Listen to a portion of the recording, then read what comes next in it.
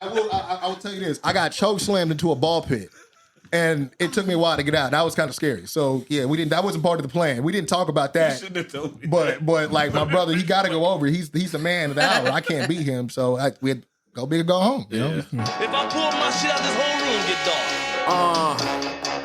I'ma talk my shit. That finger let me talk my shit.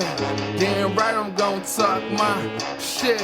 I.E. in this bitch love. Never resting on my laurels. The definition of a core when they start questioning your... Ladies and gentlemen, this is the second episode of Talk Your Shit, where, as you know, we take the time to identify and recognize somebody from the IE doing their thing. So, in this episode, we have Kwency Jones. I've known this man a very long time. Was the first artist to give me a shot on doing a collaboration within the IE. So I rock with him heavy. Give him his proper round of applause. Kwency Jones, ladies and gentlemen. Thank you. You know, the irony of that is anytime I talk about you, that's what I say about you. This is the first dude in the IE that ever wanted to collab with me. Yeah, It's neutral. I always remember that. Always mad love since then, man. So I'm happy to be here, and thank you for flowers, man. Oh yeah, this is talk your shit. This is what we do. So the first thing I wanted to know is, when did you know you wanted to rap? Honestly, it's funny because I didn't start with rap. I knew I wanted to get into music. My mom sat, single mother, twin boys, got to keep us captivated, right? She can't keep an eye on both of us all the time. What she do? Michael Jackson's on the screen, so she's sitting in front of Michael Jackson watching him do his thing. From then on, we were like, well, this entertainment thing, this music thing is crazy. You know, from then on, it's from that to like, we're seeing like Boyz II Men, Jodeci, Eazy-E, NWA. We're seeing all this stuff, and it's like, it kind of correlates a little bit the same timeline with I know we're going to get into that with like my love with wrestling, but it's like the same kind of chemistry. You see these larger than life characters coming at the screen. I'm old, you know, so it was MTV Raps back then still, before it was MTV Jams and all that. But we were watching this stuff and just like, we would listen to them and then we would emulate them. We would know the words. And then we started writing our own versions of it. We're like thinking, at that time, we're thinking, oh, we could do the same thing. This is nothing, right? And then fast forward to like, I think me and my brother were maybe about 8 years old. My mom got us like a karaoke machine. And, you know, because we was always singing anyways all around the house and shit. But then realized that there was like a record button on there. Then we got smart in realizing that, you can get blank tapes and try to do your own thing. And we didn't know what we were doing back then. We were like basically doing what I guess people call like mixtape freestyles, their own renditions of like songs and stuff like that back then. And then we realized, this is actually what people do. Like this, and then we started getting more and more into the culture, reading magazines, you know, freaking getting up on a Source, Vibe, freaking Double XL, learning about other people. Because it's crazy that a lot of our love for like music came from a lot of artists from the East Coast very early. Yeah. And so like that, we learned about punchlines because there wasn't a big thing about like metaphors, schemes, and punchlines until like you heard a lot of like the punchline rappers. You know what I mean? So a lot of that East Coast flavor came into us like real early as well. But I'd say like around that like 8-9-year-old threshold, that's when we knew we wanted to do music. But when it was rap, is like, probably 10, 11, 12 years old. That's what's up. And I'm a twin. So it was like, hey, this could be marketable. You never know, you know? So we saw, and then it's actually the fault of Crisscross because they, you know, that's like the prime example of like young kids like your age. You're like, oh shit, this is actually like a possibility maybe. You know what I mean?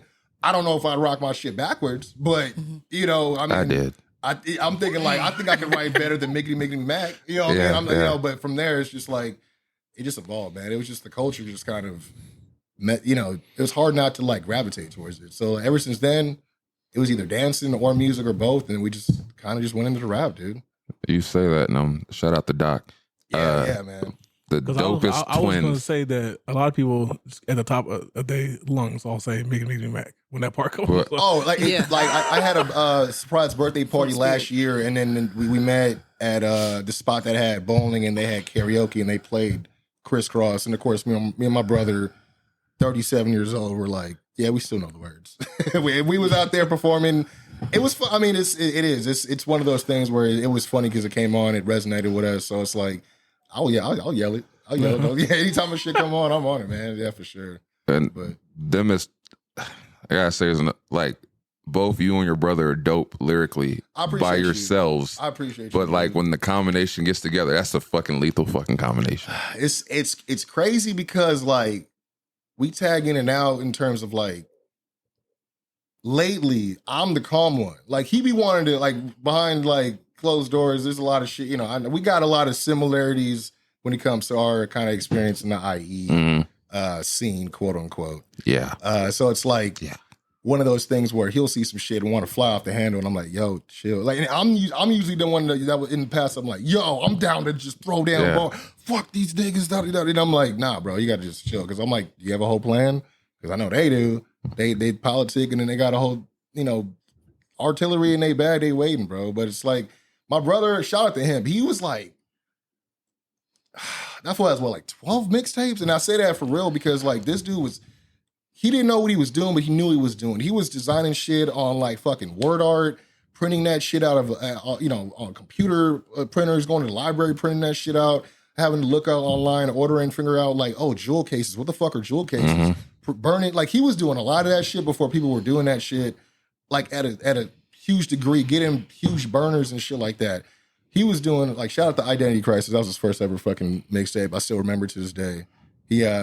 He photocopied his ID and had to fucking blank out everything. My mom saw it, she's like, you can't be putting your address on here. It's like, oh shit, you're right. Yeah. Let me redo this. But yeah, he honestly taught me a lot when it comes to music. I always sucked compared to him. And then I found my voice, and he always hyped me up when he saw something, and he'd let me grow, put 2 cents in, let me grow. And then he would always say, hey man, you passed me up. I'm like, nah, shut the fuck up.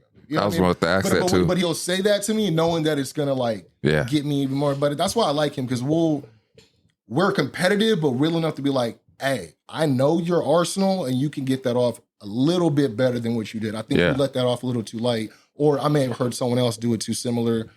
You're better than that, or something like, you know what I mean? Or I'm like, I think you could dig deeper on that rhyme, like that rhyme scheme, whatever. So having like a yin and yang to play your back to back like that, especially in the studio, like we'll tell each other like, hey, it sounded great to you in the headphones, but I'm the one who was recording it. Nah, it wasn't it. You know what I mean? So having something like that, like valuable, you know what I mean? And then having him have your back, doing this rap That's gotta with be him. dope. And I mean, doing the twin thing was always great. I mean, obviously the name, we had to do some shit with the name. We were Twin Towers before the towers fell. And so that didn't do us any favors. But transition, did a little bit of the wrestling stuff. But man, I always loved like when we finally got kind of like cut into the IE scene, meeting guys like Diesel and stuff like that. Guys are really like kings of their craft that really go out. I mean, even the fact that I was like, I had to be a low-key Joe Budden fan until I met you. Yeah. Because everybody got something to say about him. And I'm like, oh. She don't like Joe Budden. I can understand why. No. I can separate the artist and the man. Yeah. My whole face changed. I cannot stand him. The last time I smiled seeing him is when when they had the whole OVO party scene on the show. I was like, I ain't not seen him do that in a while. But I don't know, man. Yeah, it's been cool, man. It's been real cool watching you grow, watching you do so much more. Not even just with the rap, but other stuff with this and everything like that. But even watching, like, again, it's funny, same journey. Like, we feel like we both gave each other a shot, but it's like, I watch you go and do so much and get accepted by other people and do more collabs and stuff like that. And I also seen kind of people running from collabs, to keep it honest with you. You know what I mean? So it's like... Yeah, I've had that conversation a few times. It sucks because we, me and you and your brother, we both believe in that punchline bar out. That's why I never understood Drake's stance on that control verse, because when I heard it, I was like, nigga, that's the norm. We want to body somebody. It's out of respect, but it's out of love for the culture. Like you want to bar out. It's almost if you didn't get named, you should feel disrespected. That's how I felt. Right? Like you weren't even like considered on top, on similar tier to even be called out. Yeah. Like, I don't know. I mean, I just feel like if you got that ability, it is kind of like barring out, like we fighting to the death. Yeah. But it's still all love competitively. It's like, it's just everyone wants to be the best, but a lot of people say that, but they don't want to really, they don't want the smoke. You know what I mean? That's why I find it funny when you see like the J. Cole verses that he does for everybody else, and like they start singing song and then they get into a weird different pocket because the fear of being outbarred or outshined. So I mean, if I had the the money or opportunity for Cole and Vert, I know what it is, and I'm gonna let him do it. Yeah. Because that's why people are gonna play it. Yeah. Like that, it is what it is, and I'm not gonna like if Cole's on it, I'm gonna definitely for sure come with a verse. That I'm gonna try to compete, but it's like it's still Cole. But I'm not gonna have him just. I'll be mad if he come and take over the crib. You know what I mean? I'll be mad if Like, he half-assed it, or if I was like, yeah. you want You don't want a grippy verse? fuck no. No comment. Yeah. It's grippy. But yeah, when you say stuff like that, it's like they're running away from features. Like I've had so many features out there where I've sent verses and they'll never come back. Yeah. And that shit Absolutely aggravating because you're like, man, I took the time out.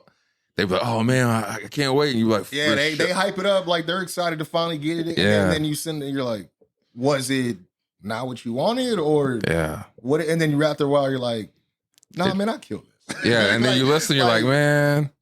Yeah, and then you just like, then it gets awkward. You run into niggas at shows. You're just like, oh yeah, that trail. Oh yeah. Like, all right, And you know what it was. You was like this.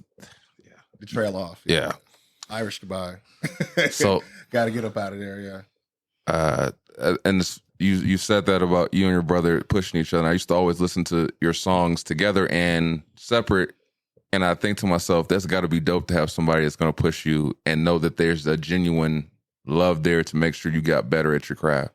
Because a lot of times, nigga, you come across in these cliques and just in peers, Yep. and they don't give you an honest.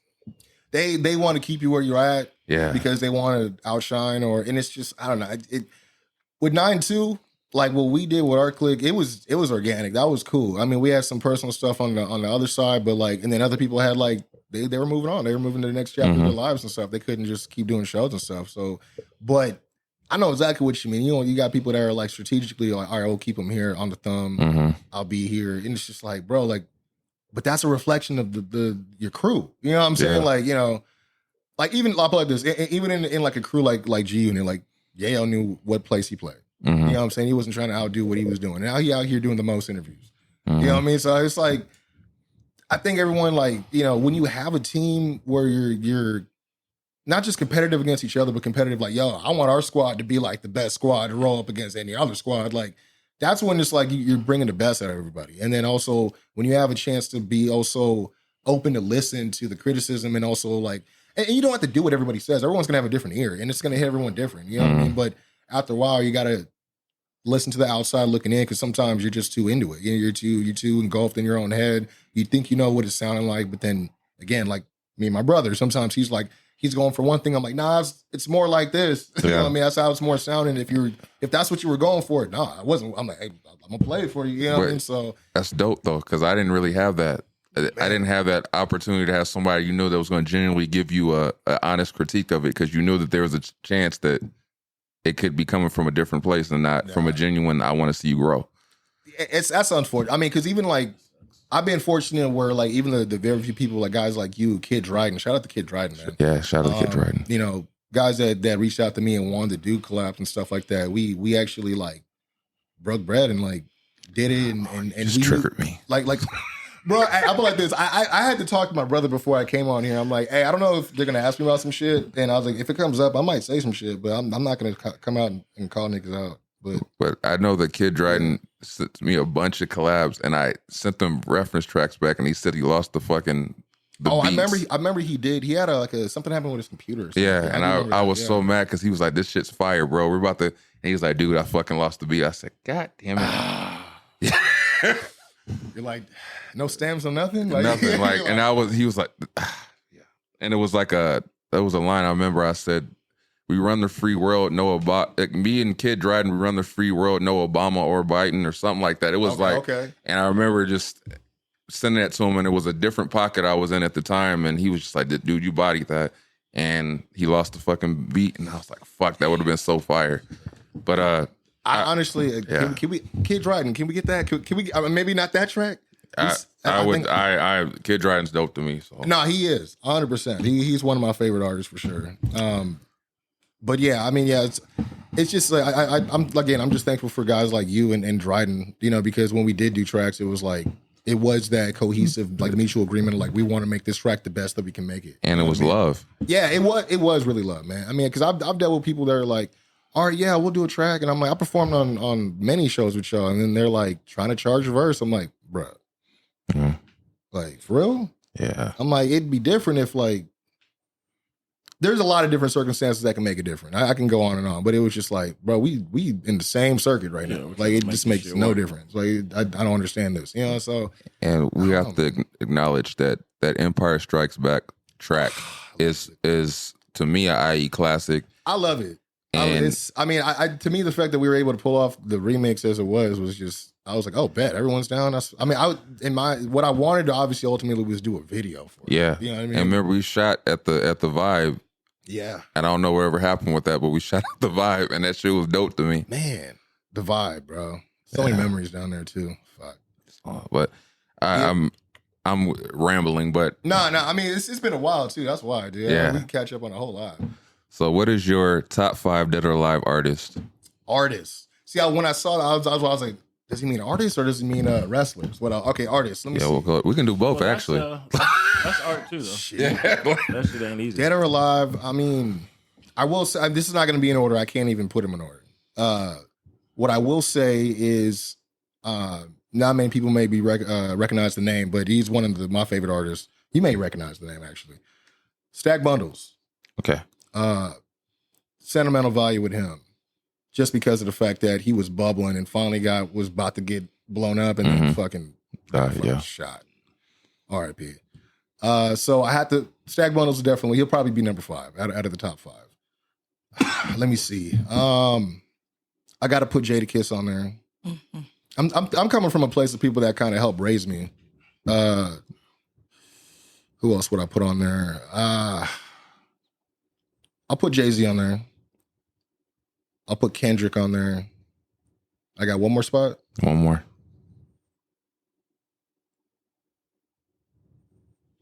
I'll put Biggie on there.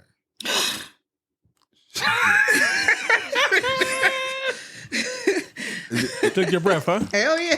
Hurt her feelings. Was that a good or a bad thing? You hurt her feelings. I'm about to die. I hurt your feelings. Is it because I didn't name Pac? Yes. Yes, she's a Pac. That Yeah. happens. I love Pac. I have nothing against Pac. I've never. He just came top 5 to him. Yeah, I mean, I've always thought Pac was dope, but I've never considered him like the lyrical guy. He's more the passionate. Yeah, but that's I don't. where It doesn't take anything away from his legacy. Yeah, Like, he's still dope. Like, I mean, if it makes you feel better, Sax can go at number 6. Man, that's your list. yeah, because I just feel like everybody to each his own. Like everybody has their Because reasons. I had to really I was like, oh shit, I was like, there's people.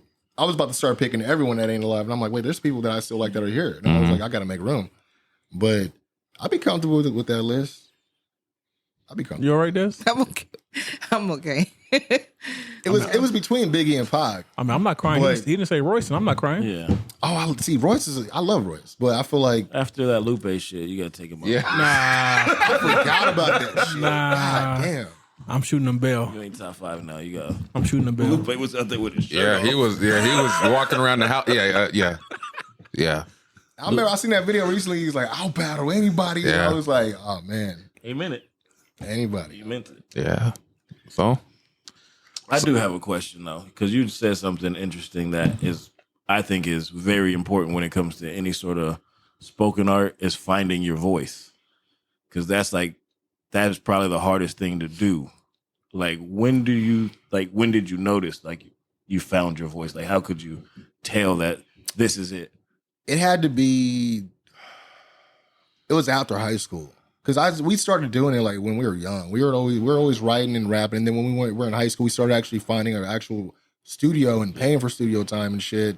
That's why I'm not gonna lie. I don't want to go on a rant here, but I hated when the Best Buy era came out where it was just home studios. I'm like, fuck y'all don't know nothing about working and saving up and having to make most of your time and having your shit rehearsed and recited and you know what I mean? Just making, you only paid for 2, and then it's like, you get to just do this at home. Yeah. I'm like, fuck y'all. Yeah. You sound But like like, an old head already. yeah, no, it was one of those things where I'm like, it helps make you. Like, going through all that helps make, like, it builds the hunger too, But it was around that time after high school when we started actually hitting the studios because I was like, man, I need something to, my voice me and my brother's voice are drastically different. We're twins, but he's like Mufasa, James Earl Jones.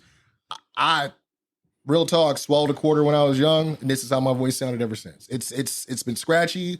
I've had to figure out what works for it. I've had to figure out what works for it when I'm speaking, doing a podcast and all that stuff too. But even rapping and being like, you know, being able to be legible and people actually understand what I'm saying, a style that actually complements that. I went through a lot of different, like I was listening to Jay Mills. I'm like, okay, maybe the swaggy little thing, like maybe I'll rapping like this. I'm like, nah, man, there's something there. And then I'm getting into Lloyd Banks, who's a little bit more like this and doing the punchlines. And I'm like trying to build it together. Jadakiss got a raspy voice. He got something that might work for me. It wasn't until like I started experiencing with different like, you know, animated tones in my voice and being able to try to, okay, what song does this kind of energy like can I bring with this? And a lot of it was obviously Joe Budden, his voice too. Schoolboy Q, when he came out, him, Wiz Khalifa and those guys that kind of were like doing stuff different, that kind of allowed me, I'm like, wait, I don't have to be in this box of all this, and this. I can kind of do different things. And then when I started thinking that way and being, I'm like, I'm gonna write about these inside jokes I have with my friends, and this shit's gonna sound dope because it rhymes with some other shit that's dope. And the person that gets is gonna get it. But a person who's not in on the jokes, I'm like, oh, this sounds like when I started not giving a fuck and started writing more about like, this is what I do, and I'm gonna make it sound enjoyable, and I started having more fun with it. That's when I'm like, this is me. This is me. And then like, of course, when I got my brother, then I'm like barring the fuck out. He's like, where the fuck did this come from? I'm like, it's been in there. It's just been chilling. You know, but So it took a while. It was a process for sure. as we talk about barring out, what is your writing process when it comes to that? Like, do you take, some people brag and take hours. Some people say they take days, months. It depends. It really depends. It depends on who I'm on the song with. If I'm writing with my brother, if I'm doing a writing session with him, we'll take a whole day and get like a rough draft going, and then over the weeks kind of chop it up and tighten it up. But yeah, when me and him write, it's just fun. We just start drinking. We might smoke like beforehand, but we just play the beat on repeat. My brother's funny. We're opposite. I like to hear the beat in the area, but I just walk around in circles and just be thinking. My brother does the same thing, but he can't hear the beat. He has to be away from the beat. So it's like we'll come up with ideas, and then we split off, and then we come back, and then we kind of like play, and we're like, oh, okay, I see what she was doing there. So that I miss because I keep telling Doc, if you're here listening, one more Tower album. We only did one more Tower album. We did a mixtape. I want an album. I'm just saying. I know you're busy, but I'm down to work with you. Like he's not my twin brother, but yeah, I mean, when my writing process personally, I like to listen to the beat like all day. I'll have it in my head, and then I'll just be writing all day. My job, similar to you, I mean, I ain't whipping the big whips, but I got the Sprinter van. I be doing the Amazon thing, so I be like Bluetoothing it up. I be driving, dropping shit off, rapping. I'll probably there's so many people that got Ring cameras of me rapping, just out loud, just like You might be on TikTok and don't know. Like, yeah, I'm sure. Because if it's not for that, it's for me for sure. Saying hi to their pets, because I'm a dog and a cat guy. So like they'll probably see me roll up with the beard and be like, "Oh, what's up, kitty? Oh, Chilling? That's what, man. Get out this shade, bro."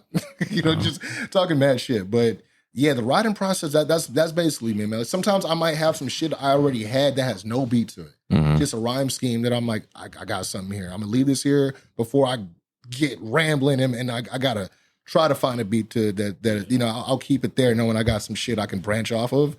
And then if I hear a beat, I'm like, okay, does this fit? What's the mood?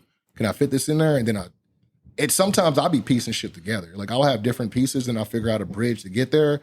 That's the fun part. It gets difficult, but because I don't like to be complacent with the bars, bro. Sometimes the challenge in itself to make a great, like, you know how it is. You're like, I can't leave this on the canvas like this. Even the track you sent me, that was important to me because that was the first time I ever spoke about my father in a positive light.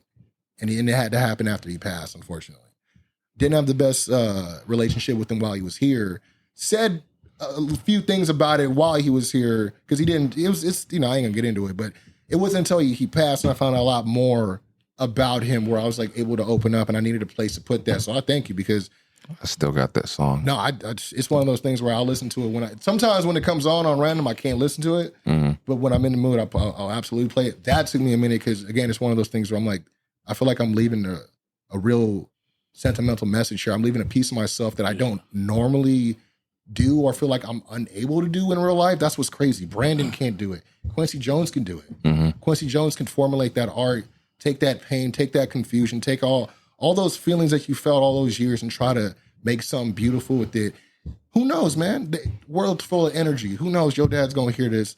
It's going to make him feel good because you never said nothing good about him and you found out later he actually was proud of what y'all did. He just didn't understand it. You know what I mean? So it's like stuff like that. Like I said, that's why I mean, it depends on the record, the circumstances, what the energy is. If it's a party record, I get that done in like a day or two. Because that's just what Kwency Jones does. Kwency Jones makes that bounce music. Let me ask when he you wants a question here. Yeah. Is your notebook neat? I don't do notebooks no more. So when you wrote, was it neat or was it all over the place? No, it was all over the place. When I did have it, I tried. My writing is neat. Yeah. Like I get always complimented for my writing. I grew up with a grandma, Jamaican grandmother, British influence, so she was making sure we was on the up and up. So my shit was on point. But I would always write well, just real, clear, but mess. Yeah, my brother, like, oh my God. Here, you're like, no, put that shit over here. Yeah, no, it's like now. That shit out and put that shit. It got so bad that I use a laptop or my phone now because sometimes I'm like the ideas are too fast for me to write, and it's like I used to feel bad. I'm like, man, I'm cheating. Like, niggas got notebooks. I'm out here. I can't whip out the laptop. I'm like, I can't be like cannabis in the middle of the battle and try to read off the tab. You know what I mean? I was like, but I mean, it's just one of those things where I like. Sometimes the ideas flow a little bit quicker, a little bit more fluid, and I'm able to like instead of like you said, I'm gonna rip this. I'm like, oh no, I could just copy and paste, put them together, But yeah, I mean, when it was physical, like written, we used to write on everything, receipt paper. Yeah, like we be in Taco Bell waiting for our food, and I'm like, oh shit, okay, let me put that in here, and make sure. I forgot about this. You know what I mean? So it's like, shit, we used to write on anything and everything, newspapers, like. Anything that was paper, with napkins, everything. Yeah. I just know the invention of the notepad and phone saved my career because I chicken scratch. I tell you, no one else can understand my lyrics but me.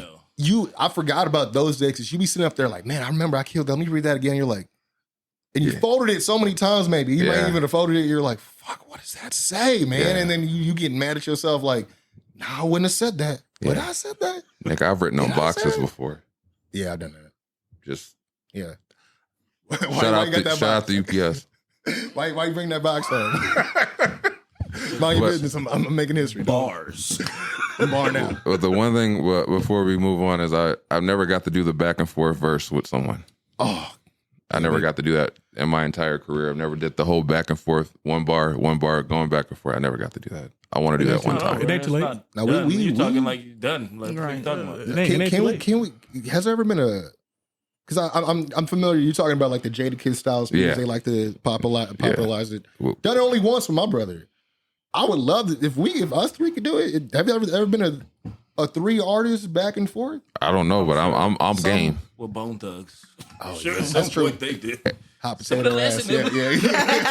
Nah, but like if I were to pick like if I'm picking hitters on a track to do some shit like that, it's definitely gonna be you and Die. Sounds like it should happen. I'm game.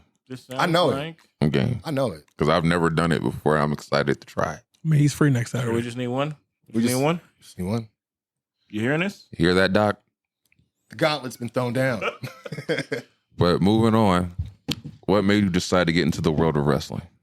That, like I was saying, is kind of hand in hand with when it came to the music stuff. Like, same thing. Sit us down, try to keep us busy. Because again, my mom has so many stories of us, trying to take us to the mall and getting lost, or like, and then we get lost, and then they'd like, oh, we'll call your parents. What's your names? We'll tell them two different names. We wouldn't even tell them our real names. My mom's like wondering where the fuck we're at. We're like, is Anthony and Jason around? She's like, who the fuck is Anthony and Jason? You know what I mean? I'm like, so just one of those things where she's like, we come from a Jamaican family, and wrestling is part of those pastimes. And we just saw it on TV one day. I think my uncle came over, and then he was watching it, and he just sat us down, and he was just watching us, and it was on from there. Like, same thing. Big characters. just these over the top, like just the imagery, the pageantry, you watching these big muscle dudes just like beating dudes up. Like, I mean, at a time where you're like, there's a lot of cartoons and stuff like that. I'm like, this is like a cartoon in real life. Like, this is kind of crazy, This guy got his face painted. This guy's fucking dead. What the hell's going on? You know what I mean? Like, this guy's getting all the girls. This guy, I'm just thinking like, man, what? And then so from there, just kind of like, we just never stopped watching it. And then obviously we still watching it to this day. You know what I mean? But it's like, we just never stopped watching it. From there, it just kept getting bigger and bigger. I mean, we were in the era when it got, Stone Cold, The Rock, at the height of it in high school. Everyone's doing the DX chop and shit, you know what I mean? To their teachers and shit, telling them to suck it. Yeah. So it's like, it was one of those things where it was like, man, I look back, I'm like, I was fortunate to grow up during that time of wrestling. But yeah, it's just one of those things where it's kind of always been in our blood. Started going to shows when we figured out like, oh wow, they actually come out to Anaheim Pond or like the Staples Center and shit. We didn't even know about any of that. Like, my mom kept us so like, I don't think she wanted us to know because then she's like, fuck, I'm gonna have to go take them. You know what I mean? She's like, let's just keep it in the house. You know what I mean? It's bad enough they're already wrestling all over the fucking house. So when we figured that out, when we started making our own money, we're like, oh, we're gonna go start going to shows, and then we found out about independent shows. We're like, wait, people are doing independent shows. That's a big scene. Like, yeah, when we broke into that, and then we found out, oh, this is where all the guys we started liking came from, and we're digging deep in the tapes. Like, this is him before he was him, before he changed his name to that, and we're just like, damn, this is crazy. We got into ROH, we got into fucking TNA. We started getting like weird stuff about like with the, those little those people that used to put those advertisements in your mailbox. Mm-hmm. We started getting these ads for TNA. We're like, what the fuck is this? And I'm like, yo, is that Road Dogg? Is that Billy Gunn? I'm like, why they calling them different names? And I'm like, yo, who are these dudes, right? And then we tuned into it. That's a whole nother world in itself. You know what I mean? Got into ECW. That was a whole nother fucking realm. But as far as getting into it on the business tip, that kind of came like secondhand. Like, I mean, I'm climbing to the hill of 40. You know what I mean?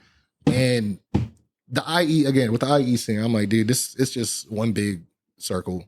Yeah, they call it the circle jerk. Yeah, I used to call it the IE circuit, but it is the IE circle jerk. I mean, it's just a lot of unnecessary gatekeeping for some bullshit, and it's like, they make you dance for shit that it's just like, what happened to earning it, community, brotherhood, all the, I don't know, man. I can get into it, but I don't want to get into it. But because of that, I was a little already disfranchised, just disenfranchised from those, like, even wanting to continue. I remember the first, I mean, not to call him out or anything like that. I just remember the last show we did, what happened to be, it was like at the Vibe. And we were just chopping it up with Noah James about like the new 2K, the WWE game that came out. But it was just like this kind of like half-ass like conversation on both sides where it was almost like we kind of knew, where I was like, yeah, I don't think we're gonna do another show out here. Like we just kind of like, it was just, I don't know, like the energy was weird. A lot of energy was weird. Like when we did the South by Southwest thing, that's when it got real weird. That's when it got real. We don't know why it like everyone was, there was a lot of hate that came from that, and we didn't understand why. Yeah. I just say I watch everything. I started being like you and just sitting back and just like, oh, okay, I see. I mean, because we started hearing shit, when we came back, and we're like, bro, we're trying to like, we're not here to, I don't know, man. Again, I don't want to make this episode about all that shit, but long story short, kind of figured out like, okay, the rap thing, I'm 34, 35 this time. I'm like, I'm not getting signed. You know what I mean? And that's fine. Like, you know what I mean? But I still enjoy doing music. I can do different things. At this point, I got more into doing media, content creating, video editing. I was working with a few local wrestling, like indie companies. It didn't last too long, but it was still like a little bit of experience, and then ended up starting another company, Rival Pro Wrestling, with my brother and Big Rob, the champ, and another friend of ours named Adam. And I will shout out to Uriah Styles as well. I don't want anyone to confuse anyone else that was not in that group, and they know who they are. But we started that, and we just weren't creatively fulfilled, honestly. And we'd have no hate with Rival. We built something great. I mean, they're about to do their 7-year anniversary this year. But it was like, we just felt like we were investors. Like we would like pitch stuff, and like we want to do stories. Like we're thinking, because we were only run 4 shows a year. So every 3 months, quarterly. But we're like asking questions like, all right, but why would we run this match from 3 months ago? Does anyone remember? Are we going to do anything in the in-between to get them to remember? What are we doing to get them to invest in the next show? Like, we're just throwing matches together, like, and then we expect people to remember what happened 3 months ago without like trying to put, like, I would put together video packages and stuff to like try to review, and then I'd send it to them, and like, I would go out of my way to do it. They wouldn't tell me to do it. And they'd be like, oh yeah, this is cool. Or I get little to no, response. I'm like, tell me it sucks. I don't give a fuck. Tell me it sucks, but tell me, are we in the right direction here? Could this help? Because I'm thinking like, how do we increase ticket sales? How do we increase attendance? And, we can't just be like, well, see you all in 3 months. You know what I mean? And so there was a few things that we just felt like for what we were paying and investing in, we should be able to do something to create some sort of decision in some of these things. A lot of things were, I'll just be real. Some things were held back information wise that we found out later. But even that wasn't the reason why we left. We ended up wanting to start our own thing just because, again, we just felt creatively stifled. Like we just, okay, I can't make rap, but I'm still an artistic guy. I can't just keep paying money to, like, it's like the difference between being a promoter and wanting to put on a great show. Promoter just wants to pay all the local guys that they can, hey, sell all the tickets for me. And then, we'll just, maybe we'll put your name on the marquee, but we got Blue and fuck, I don't know, whoever fucking they always bring in. We just need you to sell the tickets and bring in the interest. You know what I mean? But yeah, you got 10 minutes, you got 10, it's like, okay, whatever. Or we could be the show that people look forward to going to, that people look forward to wanting to work for, So I thought that was the real difference. I mean, again, it's no shade towards Rival Pro. We just, within us, we're like, we just want a little bit more out of this, And so we took the steps to kind of do that. And, it was funny because we named it, Winner Circle Pro. That's what I was about to ask. Yeah, man, Winner Circle Pro Wrestling. And it's funny because it's like life gives you things, Winner Circle Pro, or Winner Circle in itself was an inside joke. That's what we called our inside crew. We're just like, we heard it a few times, us say it on a few songs. Winner Circle, Then I thought, I'm like, that's actually kind of the perfect name for a wrestling company. I mean, I talked to my brother about it because we were frustrated again, us dealing with Rival and just again, not nothing against them, just wanting to do more. And then our best friend, we would vent to him all the time, and he was a big time like fan as well, but he also was a writer. Shout out to him. Check out Fettered Space comic book out now. He is so, he don't ever want to promote. He ain't a social media guy, but I gotta let him know. Check it out, Fettered Space. But yeah, he does comic books. He's very much into like a lot of writing. He does a lot of writing for bits and videos you see a lot of on YouTube and shit. But yeah, we just kept talking about it for so long, and we're like, yo, let's just do this. Let's just do our own thing. And then we kept talking about doing our thing, and then I ended up getting into a little bit of money, and where I was like, fuck it, I got some money to spend. I just bought a belt. And I figured if I buy the belt, this makes it serious. And that's where it started from. I bought the belt, showed it to them. They're like, oh shit, are we doing this? I'm like, we're doing this, dude.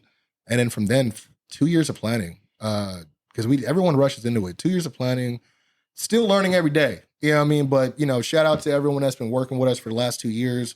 We're on our second year now. Established last year in November is when we actually made the announcement. But yeah, man, been hitting the ground running. I got to watch myself because I know there's stuff I can't talk about yet, but it's been real exciting. And it's weird to say like this because I still love making music. We even made a theme song for our actual company. So it's like we have something to play when people get there, or if we have any type of YouTube video, then we have something to play on the trail end of it. But it's one of those things where I'm like, man, why is this theme song doing exponentially so much more well than anything I've ever done as an artist? And it's like because they're appealing to a different crowd. The wrestling crowd is different, but also kind of the same when it comes to rap. Like there's a different loyalty there. You know what I mean? So it's like, I don't know. It's a bunch of different things where I'm like, you know what? I'm not mad at where I'm at all. Even with the music, I'll still always make music when I want to. Like I said, I always tell my brother, I'm like, unless it's a Tower album or doing a 9-2 album, I'm like, bro, I'm always down to do a verse. Be the feature taker as I call myself. So I just pop out like the Undertaker every couple WrestleManias. Anybody I want a 16, I'll give it to them. You know what I mean? I will say you're one of the few artists when I get a verse from you, I'm like, I got to take this one serious as shit. I mean, usually take it serious, but Well, when I hear, you ask me know, for a verse, I take it serious. yeah, as shit, because it was like I hear the bars coming, I'm like, yeah, this nigga's about to bring some shit, so I gotta lock in. So it's sometimes there's certain that's ones. preemptive because sometimes I even heard your shit yet. I'm just like I know he's coming with some shit, so I got It's not a half-ass thing because you got a love for the art. So yeah, but as I asked this question because I think there is an interesting parallel between music and wrestling because it seems like a lot of rappers you see they make references to wrestling. Yeah. So, but who is your favorite wrestler of all time? Oh, I thought you were gonna ask me a question because my favorite wrestler of all time is it's gonna be Shawn Michaels. I mean, he's the first guy I ever saw. It's a close second to Razor Ramon. I know not a lot of people put him up there because they're like he never wanted to strap. I'm like, bro, him and Kevin Nash changed the business, so whatever. But first guy I ever was like, who the fuck is this dude? You know what I mean? Because I saw Hulk Hogan, I was like, okay, whatever. Like I was more like, oh, who's this Macho Man dude? You know what I mean? I'm like, who's this dude spazzing next to him more than I'm like, all right, whatever, another jacked up white dude tanned up. I never cared for Hulk Hogan. Even before all this shit that happened, I never cared for Hulk Hogan. But as far as the guy that got me really into it and got me to believe in wrestling, it was Shawn Michaels at a very young age. Yeah. So It was a dance move, huh? It was honestly, specifically, he had a match against Vader. That it's funny now that when I'm a grown man and I watch back, you see that there's so much shit that went wrong in the match, and he's like shooting on him and yelling at him, which you don't notice as a kid. You just think, oh man, he's just beating this big dude's ass. I'm like, the fact that he was able to beat down Vader and win, I was like, oh shit, dude. I didn't think it had, like, it made me believe that anybody could beat anybody at that young age. So I always credit Shawn Michaels as probably my top. Yeah. he is in my top as well. I mean, I know a lot. I mean, Kendrick mentioned him. That's what I was about to say. How did you feel when you heard "Not Like Us" and that reference, the sweet chin music? Funny thing is, I was on the phone talking to my who I call my business partner. He's my little brother. Shout out to Jay Moolah. We always be on some deep talks. So we was talking, and then it literally was hilarious. It was like almost like we got the message that the second plane hit, because he's like, "Hey, yo, my nigga, I'm gonna have to call you back. I just got a word that K-Dot just dropped." Oh shit, me too. Hey, I'll call you back. Didn't talk to him for a whole week. Finally came back and talked. I'm like, nigga. Yeah. Like when I heard that, I was like, like everyone else, mustard on the beat. I'm like, oh shit. It's a problem. Oh yeah. Absolutely. Because I don't think I've ever heard Kendrick on a mustard beat before. Mm-mm. And I didn't know how this was going to go. But when I heard it was like the way it was, I was like, I'm not mad at all because he told him that I'm going to get back to that for the record. I'm going to hit you with the back-to-back. I'm going to make a diss song and make it catchy and they're going to play it on the radio. They play back-to-back to this day on the radio. Like, you know what I'm saying? So I'm like... Not no more. No. It's like they be trolling though. They be playing Kendrick songs, like old songs, and then they go right into like a old Drake song that got Ross on it. I'm like, why even play this anymore? They didn't dare. I'm like, does Ross even get paid off this anymore? I'm like, there just needs to be a Kendrick drop. Like, man, damn, call the ambulance. Tell him breathe, bro. Man. Like someone was trying to tell me like, oh man, Kendrick, he's so into wrestling. He knew that Shawn Michaels hated Canada just as much as he hates. I'm like, bro, I'm a fan. It's not that deep. That's a reach, bro. Yeah. I'm like, sweet shit music. I won't pass the ox. That's a dope bar. I was mad. I never thought of that being a fan of him. I was like, this ain't fair. I was like, made me want to rap again, but I was like, I semi-retired, whatever. That was my favorite. That is my favorite line. Yeah. That's for me. It's like. That's the build-up spot. It connects to child. For me, it connects to childhood watching wrestling. Because I knew exactly what he was talking about. And then he said Jabroni too. Jabroni. Yeah. Because for me, Rock was my favorite wrestler. Yeah. Rock is that dude, man. And I wasn't mad that he came back. I was so happy he came back, and people hated him so much. A lot. Yeah, he revitalized fucking. I had homies coming up to me like, "Hey, yo, man, that Roman Reigns." I'm like, "Bro, you ain't never had a conversation with me about wrestling before. You just know I'm in it, right?" But they would come up like, "Yo, but that shit with the Rock." I'm like, "You watching?" My cousins texted me, "Yo, you see Snoop Dogg on commentary?" I was like, "Yo, this is crazy." Like, yeah, he got a lot of people back into that shit, man. It made me want to watch again. I ain't watched wrestling since high school. I started watching because one of my homeboy wrestles out in Florida, and he came out to Washington, and he was like, "Come out here," and I was like, "I'll come watch this DMC." DMC, but he, I didn't realize how that shit worked until I went there, and I was "Oh, this is the industry." Like it's crazy. Comedy, so he could get his stage. Oh, nice. And I was like, oh, I didn't realize that's what you was doing. That's dope. No, because there's a lot of guys that we deal with, they're like they're good in the ring, but they can't. Nope. Yeah. And you see it on TV too. You know, they're like, okay, we're only gonna have you say 2 words. Yeah, you technically sound, brother, but You're like, but on this microphone, I think you know. And there's a lot of guys even you hear they'll do like they'll go to acting classes and stuff like that to help out with that. I'm like, hey man, whatever helps, you know, help you getting what you pay for. I didn't know the locker room was sacred though. Yeah. I met someone there and they were like, he's in the back, come on. And then I went back there and I saw his face. He was like, y'all motherfuckers ain't supposed to be back here. Oh, yeah, because what happens is that it's like going backstage at a magic show. You're like, oh, hey, this is all the tricks. This is the saw that they, you know, it's like unauthorized area. It is sacred. Like even when we do shows, we do like a double curtain because sometimes people try to like peek in and stuff like that. So it's like even on the entranceway, people try to see if anyone's gonna run out, and we're like, nah, we gotta hide that shit, dude. Like we gotta upkeep the magic, as they say. You know what I mean? The element of surprise. Yeah, we should. Well, the funny thing about that is probably because he's gonna get in trouble for it. Afterwards, like, y'all got me heat. They gave me some shit. Yeah, because we've had to keep people out. We're like, who are you? Like, oh, I'm friends with her. I'm like, okay, and who? She's been paid. She can leave. Like, you know, like it's just one of those. Like, it's I don't know. It's a whole different. It definitely is a different world. It's a different world. It was cool though because like you can watch. When everybody, I was just out there chopping up with people, and they're like, "Oh yeah, so and so, he's like the next one up," and I'm like, "Damn, that circuit is like you see what's coming." Yeah, like, and it's just like, all right, it's kind of cool because you'll see them make like you know they'll do more reps outside their home state, and you're like, "Oh shit, okay, they're getting some looks," you know, and then you might see them on TV. Yep. You know what I mean? They might get beat up, but they're on TV. You know what I mean? Like, you know, someone saw some of them to put in a word for them to do something. You know, and sometimes it works out, sometimes it don't. But yeah, the indies is like. I feel like indies are like and one, right? And then like you try to like get the attention, like, oh, you know, he has potential. He can be molded into an NBA player. You know what I mean?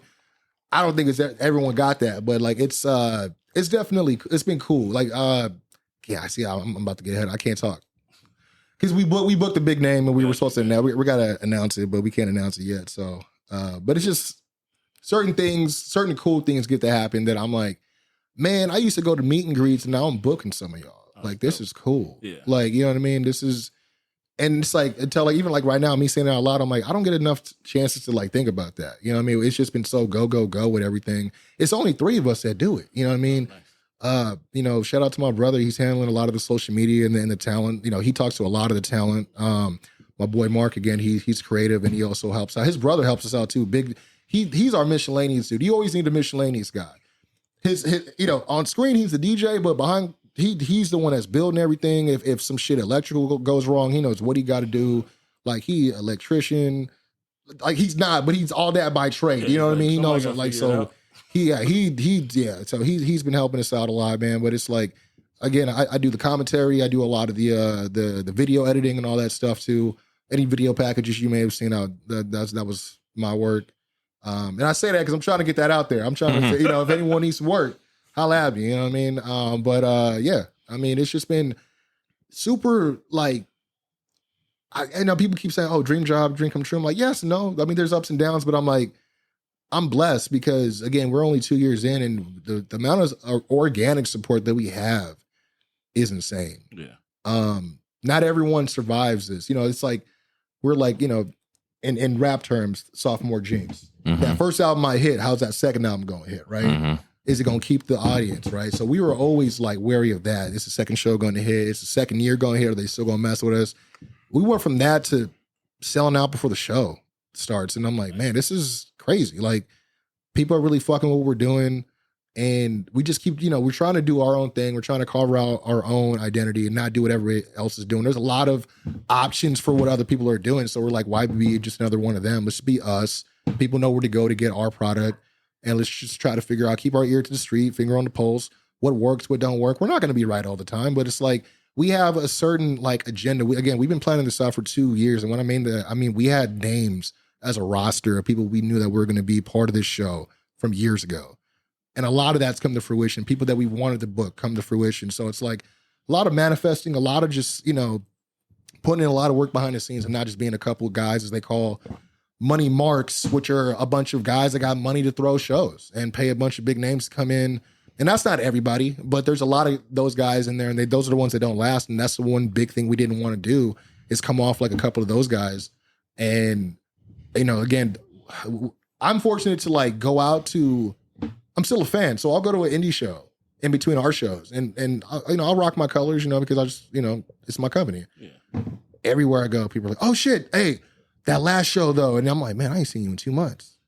But it's like they're excited to see us, especially when me and my brother, we get that twin thing on. We use that, you know what I mean? Because it's like we meet them at the door, we're greeting them, we're saying hello to everybody, we're making sure everybody's feeling, the biggest compliment we ever gotten from one of our shows is, and I don't take it lightly because we continue to try to make this the case, is we get a lot of the women who come in and they tell us, thank you for making us feel safe at your show. Oh, nice. And it's stuff like that, input like that is super valuable in terms of like, okay, we're not just catering. It's mostly guys that watch wrestling, but I'm like, that is just as much as important as putting on a good show.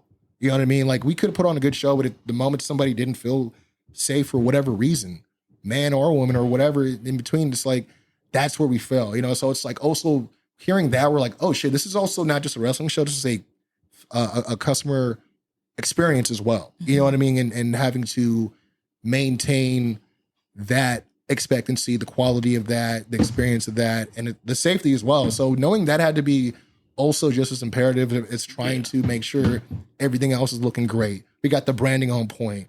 The flyers are looking great. Yeah, but do we have anybody with any cases on our show?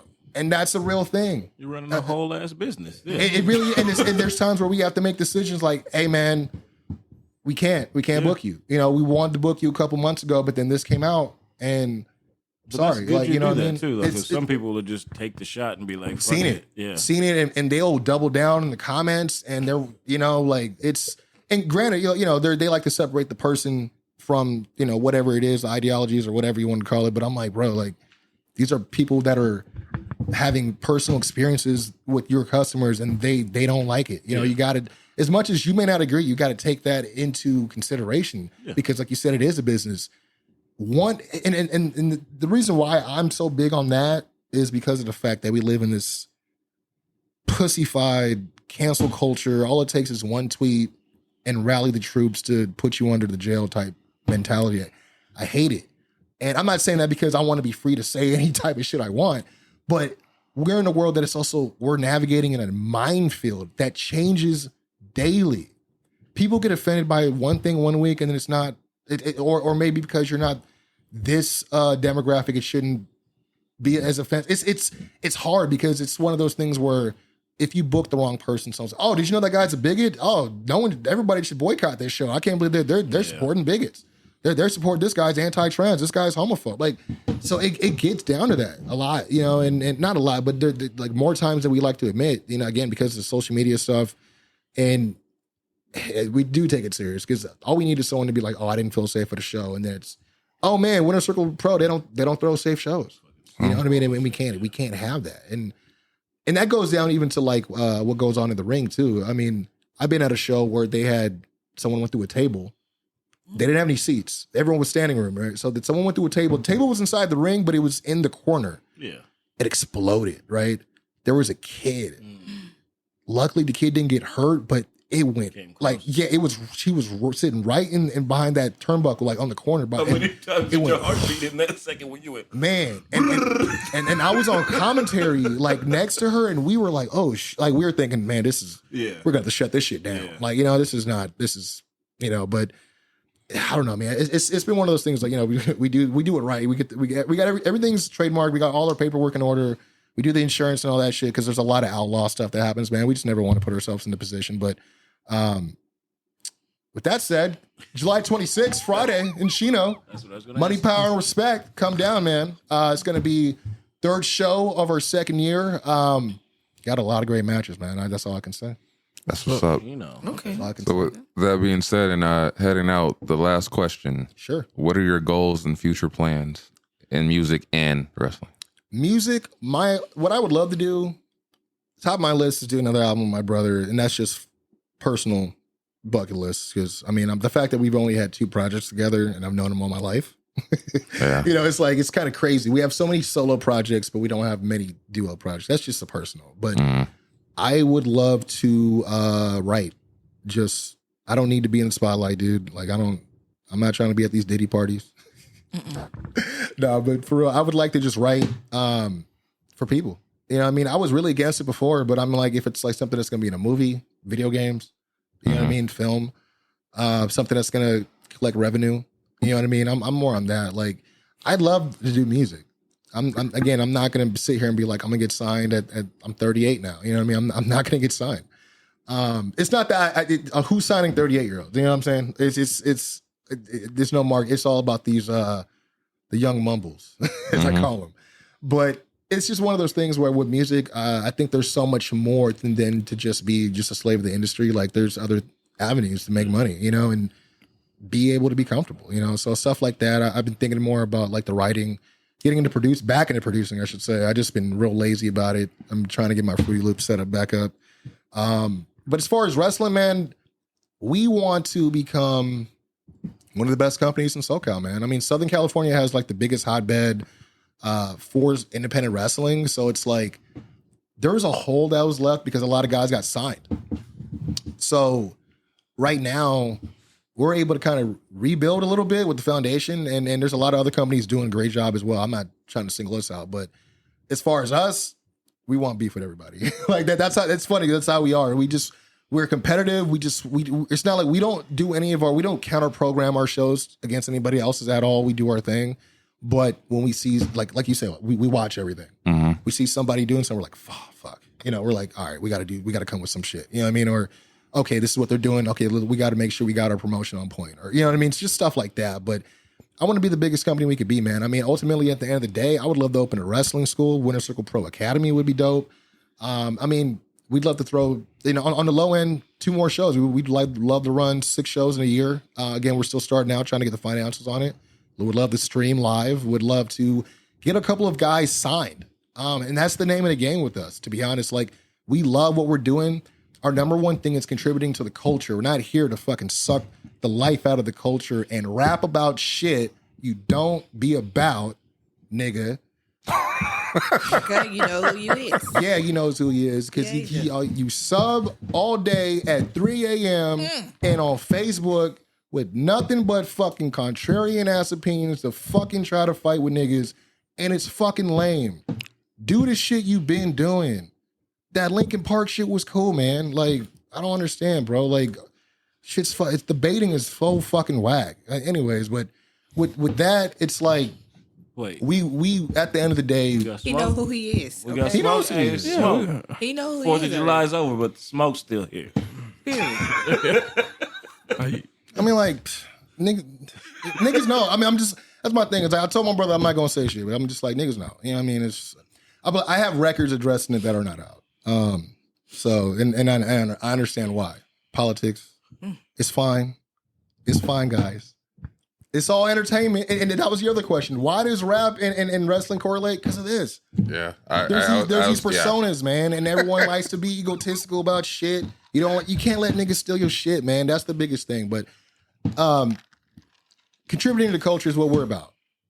We want to give back. This is something we grew up on. This is everything that, you know, everyone's like, man, I'm not surprised. Y'all always love her. I'm like, exactly. You know what I mean? I'm like, this is just fit. It's a perfect fit. You know what I mean? So with us, what we'd love to do, the perfect compliment for us is to have somebody that is so good, that we've booked so well on our shows, that they get noticed by somebody, WWE, AEW, whoever it is.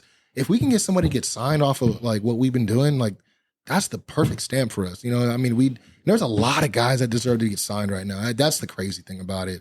So, I mean, in terms of like bullet points, you know, more shows streaming on a low end, but get people signed and just become just a powerhouse, man. Just continue what we're doing. You know, we're not doing anything, you know, we're not trying to Hail Mary anything. The growth has been a great learning process for us as well. We don't act like we know everything, but we take what we learn and, you know, put it towards the next and then just keep trying to keep building, man. But as far as this, yeah, just trying to be the best we can, dude. Trying to be one of the best top tier names in SoCal, so to speak. The best there is. Yeah. The best there was. Absolutely. The best there ever will be. And not co-sign. I know I said I'm a Sean fan, but I like Brett too. I like Brett too. I just like the saying. I'm not rocking with Canada at the moment. So. No, it ain't about Canada. It's just about, the technical prowess inside the ring. Yeah. I can separate the man from the region. Sharpshooter. Yeah, sharpshooter. But yeah, man, that's pretty much it. So with that being said, this has been the second episode of Talk Your Shit Yes, sir. with Kwency Jones. We appreciate you. We appreciate y'all, you. man. Thank you. Thank y'all. I appreciate the opportunity. This is to talk fun. about it. Yeah, man. I enjoy it. I like giving flowers, and I'm here for the smoke. But you know what it is too? It's like it doesn't help that I'm sitting next to you because I know you ain't gonna be like, nah, man, it's fuck. Because I'll be seeing some shit on your line. I'm like, I know what he's going through because I know it, man. We all been. It's just I don't know, man. It just My music says a lot of shit. You know what it is? These niggas are not better than us. I think that's why it bothers me. That's why it bothers me. That's the only reason. But again, I am semi-retired. It's cool. If you want to come see me, it's gonna be between those ropes, so I could book it. Oh, I would love to watch a wrestling You match. Get in the ring? I've refereed a match. I've done. That's the thing. People don't know this. I've done everything besides wrestle. Run sound, set up the ring. I set up the ring for every show. Break it What are we down. waiting on? I'm 38, sir, and this cracking knee. I just said the pop might sound different. I put it like this: if I didn't spend all of my 20s just doing shows and jumping up and down and down, there's times I'll be going down the stairs. I'm like, what the fuck? I'm like, is that my knee? I'm like, and I realize I'm like, you were doing a lot of bouncing and stuff when you was in your 20s doing these shows, man. I'm like, it is rough. could have been wrestling. could have been getting the bumps in, man. But yeah, I mean, not me. I did it once for my brother's bachelor party. Oh, so you have got in there. It was a bounce house. How'd that feel? But yeah, but I will tell you this: I got choke slammed into a ball pit, and it took me a while to get out. That was kind of scary. So yeah, we didn't. That wasn't part of the plan. We didn't talk about that. You shouldn't have told me. But like my brother, he got to go over. He's the man of the hour. I can't beat him. So we had go big or go home. You know. Yeah, he's an Undertaker fan anyway. So I was like, you got to get this choke slam, man. But like, subscribe, share, comment. All that shit. Till next time. Peace. Peace. Make sure you tune in again for another episode of Talk Your Shit. One thing I know, two things for sure. I'll be back here every week talking my shit. Thanks for watching. Bye. I.E. in this bitch love. Never resting on my laurels.